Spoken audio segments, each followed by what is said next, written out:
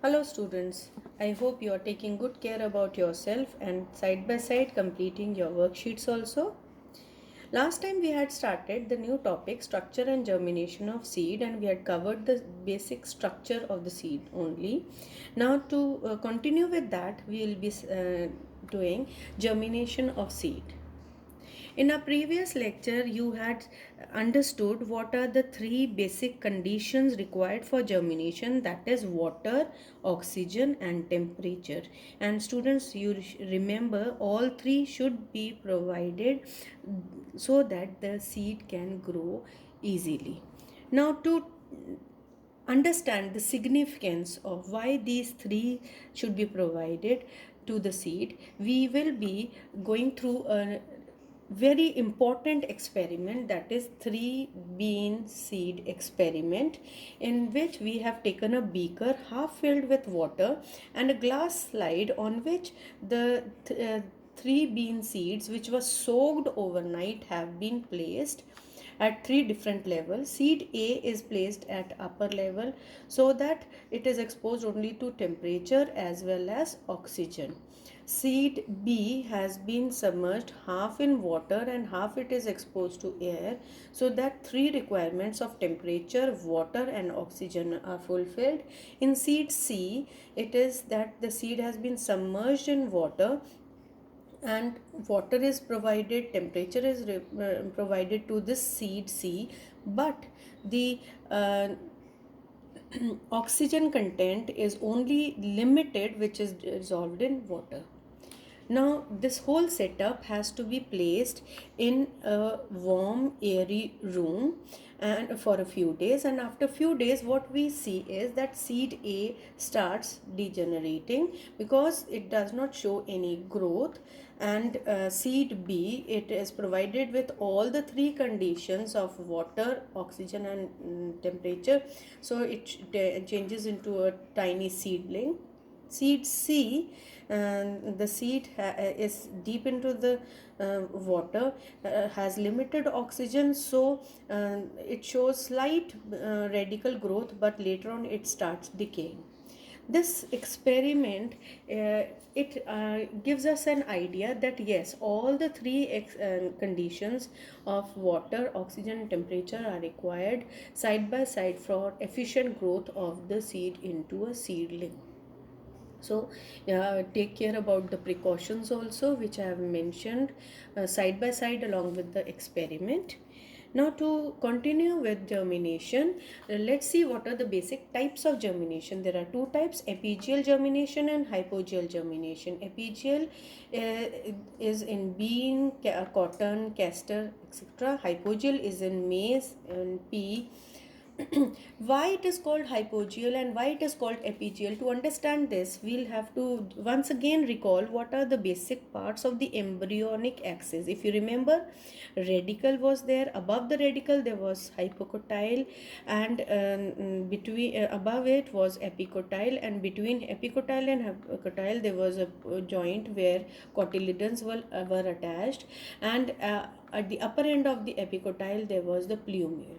Now during germination, either the epicotyle shows extra growth or hypocotyle shows extra growth. If in a seed hypocotyle shows extra growth and the upper contents of the seed are pushed out of the soil, that kind of germination is called as apigeal germination. And if in a seed the epicotyle shows extra growth, there is no growth in hypocotyle, only the plumule portion will come out of the out of the soil, and that kind of germination is called as hypogeal germination. To see what are the actual stages through which the seed passes during these germination, there are I have shown you the this setup here. To begin with, bean seed showing apigeal germination. The seed has been placed in the soil, it has swollen up, absorbed water and started its activities to become a seedling. The first activity which we see is that the radicle pierces through the seed, rupturing the seed coat, and hypocotyle also shows slight appearance. In the third stage, what we see is that radicle has changed into a primary root, and side roots or the lateral roots have started growing. And very significant feature which we see is hypocotyle has started appearing very clearly and shown growth. So you can see the green portion. And in the fourth stage, what we see is that the seed coat has been fully ruptured because of the swelling up of the cotyledons, which are providing nourishment to the growing embryo, and radicle has become a taproot system. Hypocotyle has shown extra growth, and this extra growth of the hypocotyle puts so much of pressure that it becomes straight and pushes and pulls all the contents of the seed out of the soil. And in this, cotyledons are pushed, epicotyle has come out, and the plumule, which also starts growing its activity and changes into foliage leaves. And in this, we have seen the fully developed seedling is there, where hypocotyle has shown maximum growth, and the cotyledons, which have provided enough of nourishment to the seed, as well as the plumule, and now is left with nothing. Its role is over. It is becoming shriveled up, and it will fall off. And the epicotyle shows its appearance but not much growth. The plumule has shown formation of primary or the foliage leaves and a terminal bud over here. And to see the hypogel germination, we see that the seed remains in the soil. The radicle shows its growth by piercing through the coleorhiza. It goes deep down towards the soil, and the epicotyle as well as the plumule, which is covered by the coleopatile, shows growth, and it starts moving upwards, and no growth of the hypocotyle. Now in the third stage, what we see is that radicle has formed primary root, but it is limited growth, and the side roots as a cluster will start coming up. And here still no growth of hypocotyle, but epicotyle along with the plumule is coming out as spikes covered by coleopatile. And in the fourth stage, what we see is that the root system is still developing through the radicle, and the epicotyle is showing so much of growth and pushing the plumule coming out of the soil to become foliage leaves.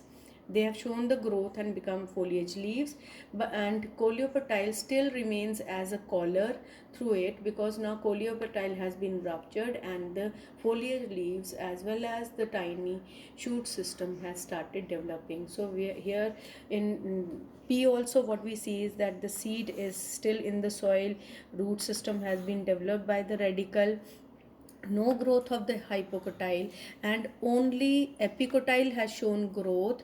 And because of extra growth of epicotyle, the plumule has been pushed up, and it start becoming the first foliage leaf appearance shows, and a tiny seedling has been formed. So in these two, what we see is that the seed remains in the soil.